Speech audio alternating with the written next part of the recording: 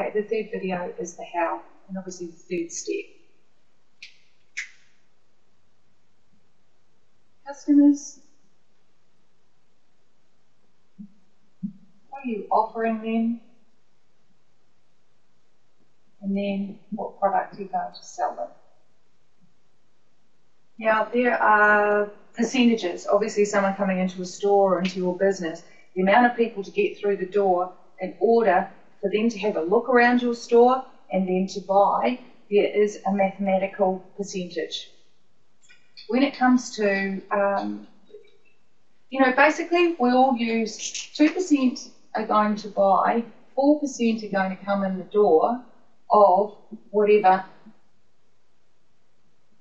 thousands or hundreds that you require to come in. So look, if you've got a dairy, you're going to, most of the time, for every person that comes into a dairy, they're going to buy something.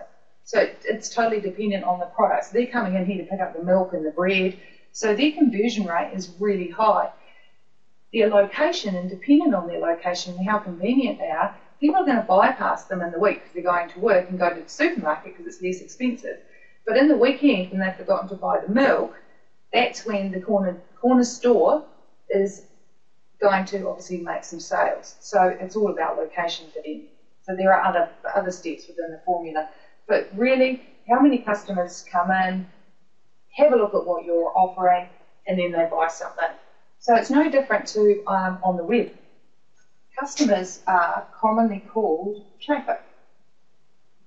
All right, so you send traffic to your website, whatever you're offering. And what's happened for the last probably 10 years is that they're offering something for free. I'm sure you've all seen them in the spam folders. Opt into here and I'll give you a free report for this and a free report for that. Hey, I've got it on my site. And what you're doing is you're actually collecting data, and you're collecting subscribers to your list. That's what it's called, build a list, give them value. So when you come in and you offer something for free, make sure it's really cool, as Cousin Trey says. Make sure it's really cool, and then give them, something that makes their day. So I think Frank was saying it's just educate someone, inspire them, and you motivate them. And that's the magic formula to get someone to buy your product. How you do that, how you get your traffic, that there you can do it slowly, for free. Hey, there's a gazillion places on the net that are providing, traffic sources for free. Off you go, you can go for it. But if you haven't got your who correct, you're going to waste an awful lot of time doing this. If you know your who and you find out where they're hanging out, you don't have to go and go off and whiz to every single social network you can think of in the planet. You can actually narrow it down and realise that professionally, LinkedIn is the top site to go to. Facebook, I think, very much so, should be kept for, personal families, but you advertise on the side strategically. Hey, it's bigger than Google, so you need to learn how to do that properly. Twitter's the same. It's, it's a medium that people can, get updated on their phones with. So depending on where you want to market, you have to just make sure that you're actually marketing to the right people. There's no sense in having a corner store selling carpet in the weekend. Get that formula right and you'll be away. And then the products down here.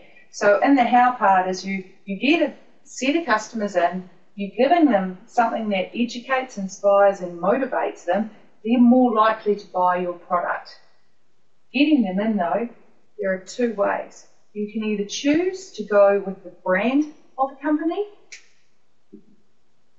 Alright, so it could be Nike, Reebok, Avon, Ashmax, whatever it is you're going to do, GDI, FTS.